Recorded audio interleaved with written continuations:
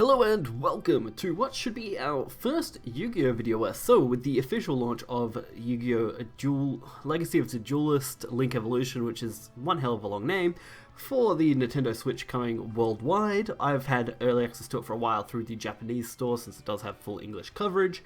And I was going to do some videos a while back, but decided to hold off until it was going to be closer to the worldwide launch to cover some stuff, since I wanted to make sure I'd played through the game, spent enough time with it, and really got back used to Yu-Gi-Oh! A little bit. And even then, it's still very easy to make mistakes sometimes. So, the first thing I was going to cover today will be the Blue Eyes White Dragon deck, which is the Chaos Max deck that I've been using and used to actually cover nearly all the storyline, because you don't have to use the story decks necessarily, you can use your own custom decks, and this just makes things a lot easier. It's also a very good deck for grinding, and I actually found it okay in ranked play, although I've been having trouble finding a ranked match in the last few days, due to, of course, only having a Japanese launch and going worldwide either now or very soon. When this video goes up for you guys, I plan on getting this out fairly quickly. So, we'll get right into the deck here. This is, of course, like I mentioned, the Blue Eyes Chaos Max deck. So, of course, starting off, 3 Blue Eyes White Dragons is an amazing thing to get.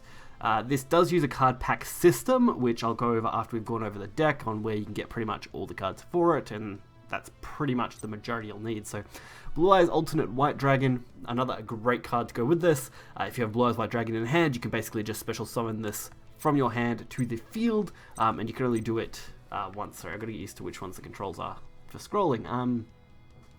So yeah, that's pretty good. You can do that each turn, of course. You can also use its effect to target and destroy an enemy monster, basically, which is pretty okay. Does a fairly nice job of that. Dragon Spirit of White, a card I don't use a lot, but isn't too bad in this deck. It has its uses. Obviously, it's treated as a normal monster when in the Great Hand or Graveyard. It's always treated as Blue Eyes card. Pretty straightforward.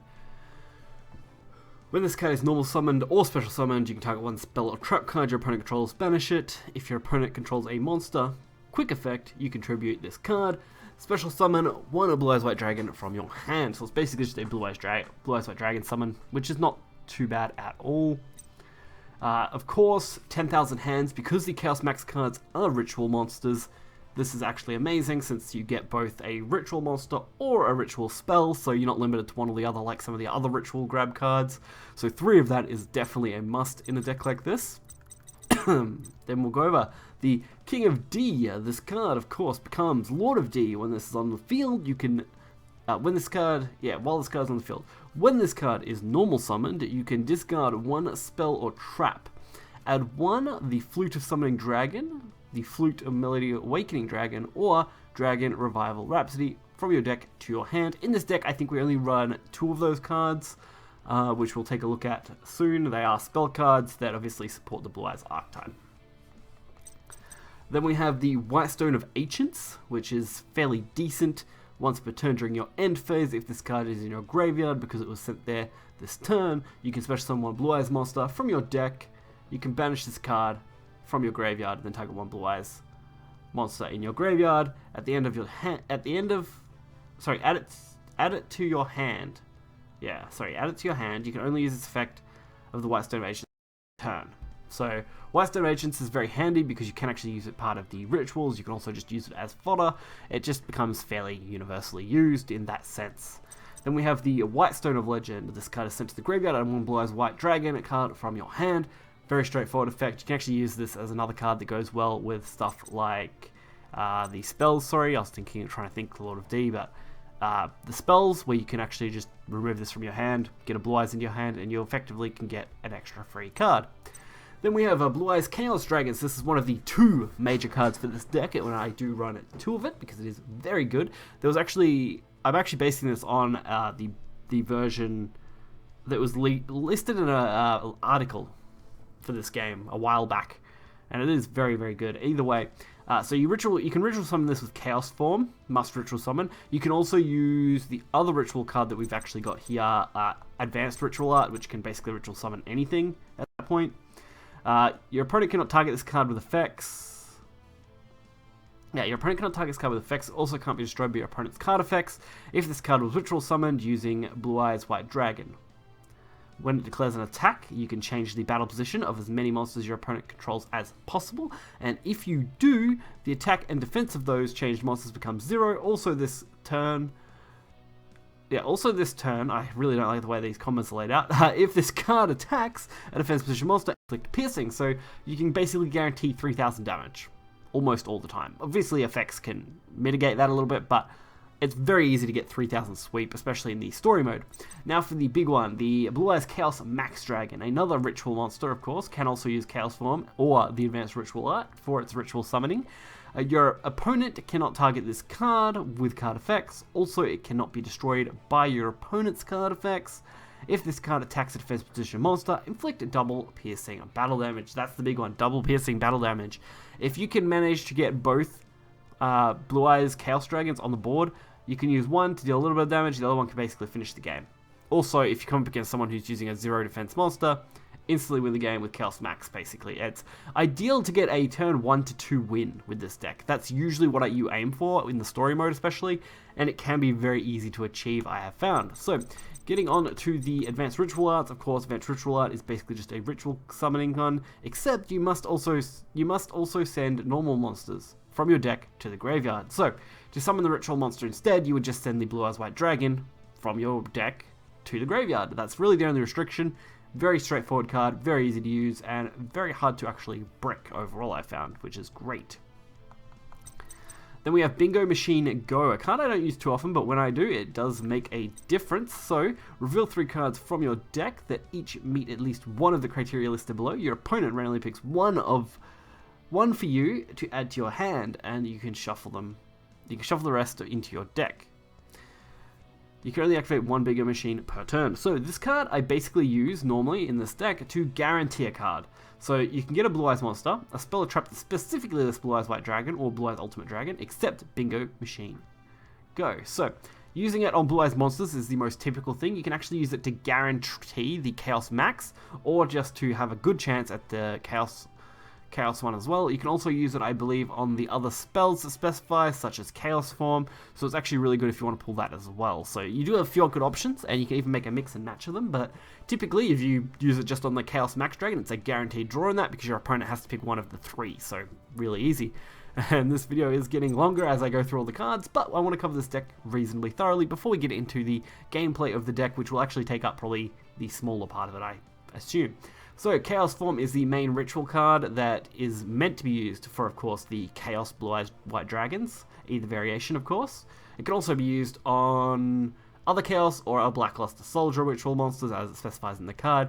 You must also tribute monsters from your hand or field, or banish Blue Eyes White Dragon. Yeah, so tribute monsters from your hand or field, or banish Blue Eyes White Dragon or Dark Magician from your graveyard. Yeah, so you can actually banish them from your graveyard, which I don't think I've ever used it like that. But if that's the case, wow, I should start using that a little more effectively. Either way, whose level is totally exactly equal to the level of the Chaos or Blackluster Soldier monster trying to be summoned.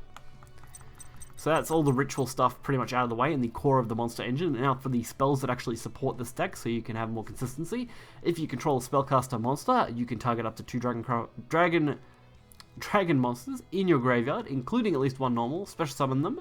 Your opponent takes no battle damage this turn, and you can only activate 1 Dragon Rhapsody per turn. So, really nice card, it works well. It goes in conjunction, of course, with our King of D. Really good for that. Able to use them in conjunction, get out basically a Blue Eyes and 1 other monster pretty effectively. While you can't actually deal damage that turn, getting 2 bodies sometimes, if you somehow get dragged into a late game, is good. Sword of Concealing Light. So, unlike the other one, the Sword of Revealing Light, Sword of Concealing Light basically just changes them to defense position, and that's face down. Makes it easy to use with Chaos Max, which obviously can go for the game winner, so definitely a good one. The Melody of Awakening Dragon, this is the one I use more often than not. It's a discard 1 card, add up to 2 dragon monsters with 3,000 or more attack and 2,500 defense from your deck to your hand. So this is what you use to pull your Blue Eyes cards. Very straightforward, very easy to use.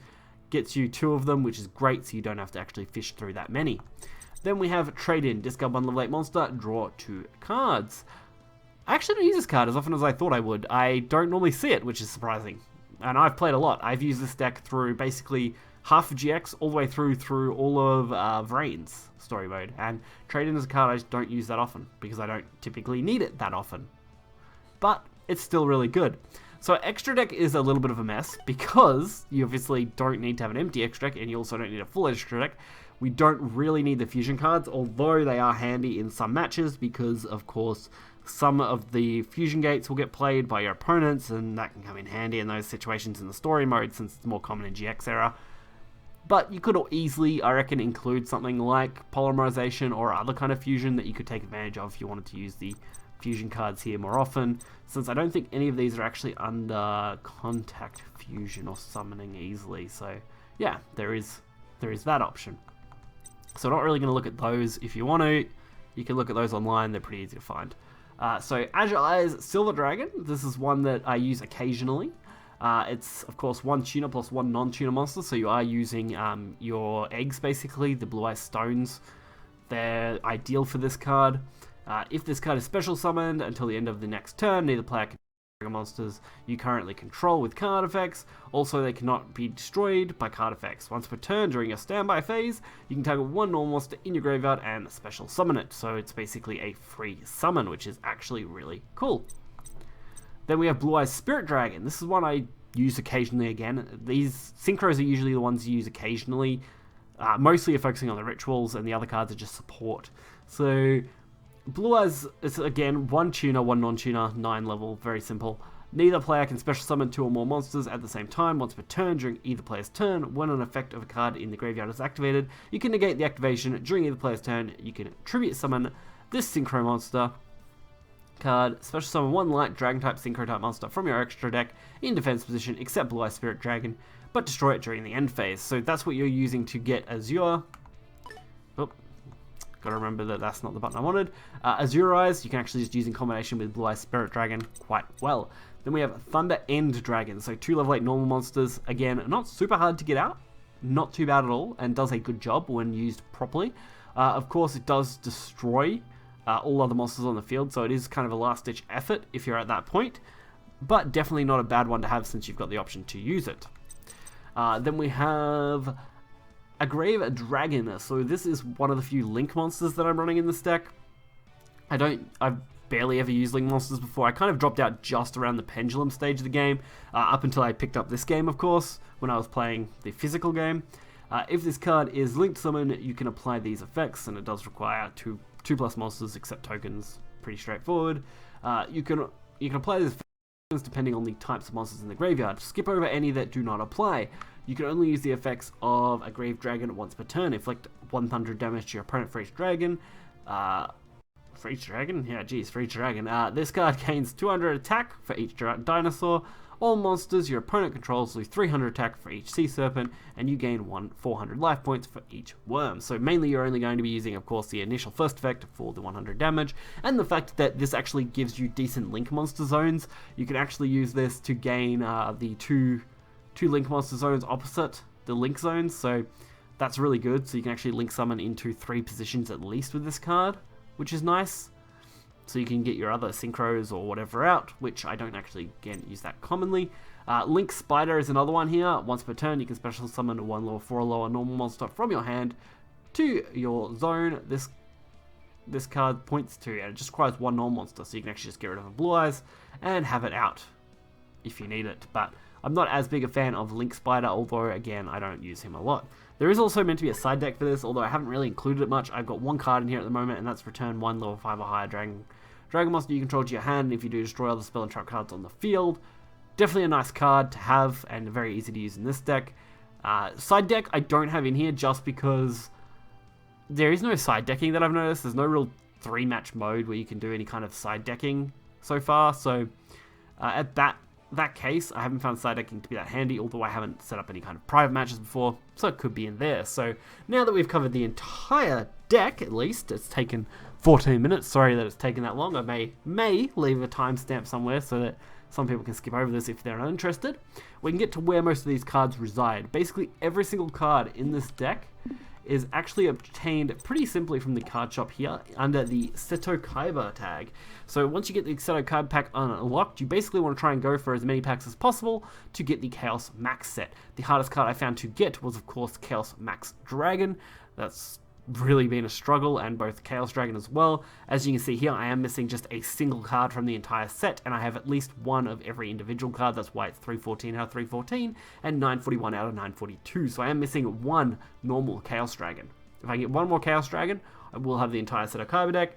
You do get 10 cards per pack, but they are pretty random, and there's only one rare slot, so the odds of getting it is not super high, but it's really good because nearly every card from the deck is in this set.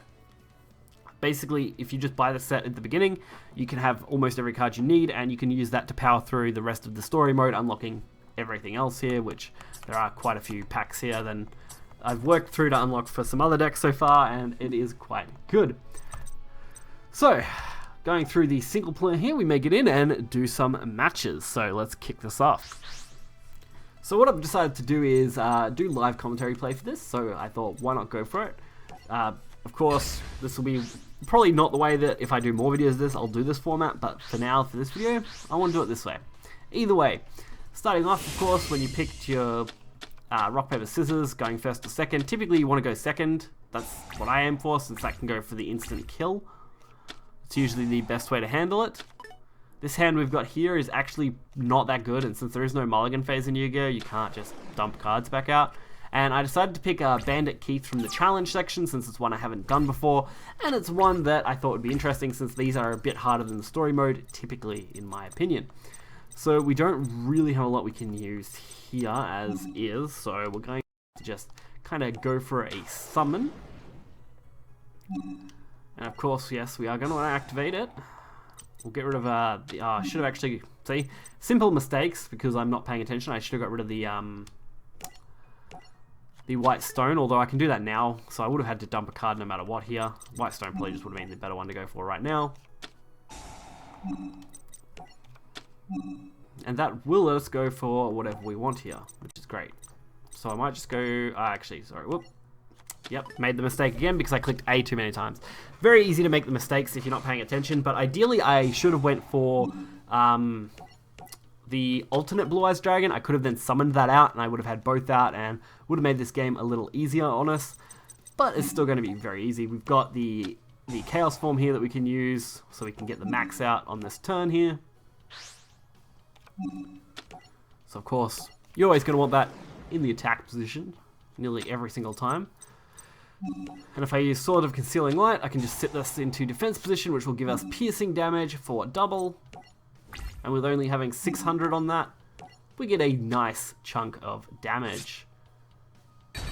Which, with our Lord of D, or King of D in this case, does give us exact lethal, which was lucky. Otherwise, it would have been better if I had the alternative to do an extra 3,000. But as you can see, very quick turn 1 wins, get you through most of the storyline. You get your rewards, and that's pretty much it. So we'll have another game and see how we go. So I picked darts this time, since it's another one that I haven't done before in the challenge section, so I thought, why not do it? I'm actually trying to unlock all the challenge characters so far, so I got to do a lot of reverse duels. It's a lot of fun, but it's also time consuming because it's not exactly hard, it's just, you know, you got to go through each one. So this is actually not a bad hand at all. I can manipulate this hand pretty well using 10,000 hands. The only issue is spell and trap cards. You got to be pretty careful. Having these spell and trap cards on board, I have no clue what they are. I have no clue what I'm going to do to counter them, since I haven't played through this match obviously yet. So I can use this if I want right now and go for something half decent, I think. So we may as well try it with Bingo Machine here. So we've got the options here. So we've got some alright options to pick from. I don't really need them. I just don't know what to go for. We might go for the Chaos Fusion. The Chaos Form, sorry. Since we already have Max in our hand, we can just take this Chaos Form. I might also go for the Advanced Ritual instead, with the 1,000 hands. Once you get used to this deck too, you can play it a lot quicker. It's just that I haven't played it for a few days. And I hadn't played it for nearly a month before that. at the time due to other things I was doing. So here we go. The advanced ritual art. It's probably the way I... Whoop. Gotta make sure I click the right one, because once you play a spell, you can't really revert it that easily. Okay. So we can send that to our grave, which also sets up Chaos Form now that I know, if we get another ritual. So it does get decreased health due to this effect. So we'll go for the special summon as well.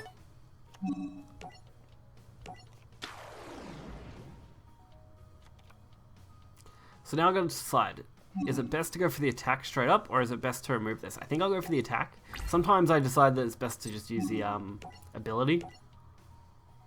But sometimes the attack is just straight up better. And this is one where we're not going to win turn 1, obviously. And I don't think there would have been a good way to do it without getting concealing there. But we dealt so much damage that that really isn't a big issue. And of course, we have to pass our turn because there's nothing else to really do this turn. But we've still got Chaos Form, we've got a White Stone of Legend, which can get us at least the last Blue Eyes out of our deck if we use it. We could also use it with another card here if we want. To go for the Tuna Summon, that's possible. Not that we need to. Alright, so they're going for an alright board now.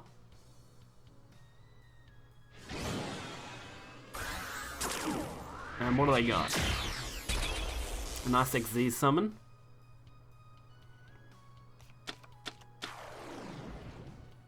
So obviously, normally I would read through most of these effects. Once per turn, you can attach one XYZ material. Then activate one of these following effects. Send a plant type monster from your deck to graveyard. Target one plant type monster in your graveyard. Special summon that target first up. So neither of those effects seem to be a big threat to me. Not at least at this point, which is good. They are going to attack, which is negligible. Honestly, I prefer perfect games, but since that was such a negligible attack, I'm not too concerned. The trap card I think is fine. So that should be pretty good. I don't really have anything else I can do other than maybe play Whitestone in defensive. So if we just go for the attack, we should be able to win the game. You of course have to destroy monsters first in Yu-Gi-Oh! Or actually, sorry, we're just off, aren't we? I thought that was 17. Pretty sure it was 17, wasn't it?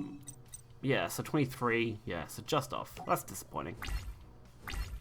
Maybe I should have summoned my White Stone. That was a mistake. I could have played my White Stone, done 300, won the game. Small errors, you know. Again, Yu-Gi-Oh! There's a lot of reading, a lot of text involved. It's one of those things. But if you are a big fan, I'm sure you guys will enjoy it and you'll be able to get right into it. I definitely have a lot of fun with the game when I want to go on a Yu-Gi-Oh! Kick, so that's always great. And because there are so many options, both TCG and OCG related cards, not all of them of course, they actually have excluded anything that's exclusive to TCG or OCG, I think. So there is no dangers, there is no OCG exclusives either, so there is that factor. Not really going to play anything here because I don't end up bricking my hand now. That's really the only problem. Once you play out some of your big cards, if you get destroyed, it's very hard to make a comeback with, so that's always a little disappointing. We do get our, of course, card rewards here.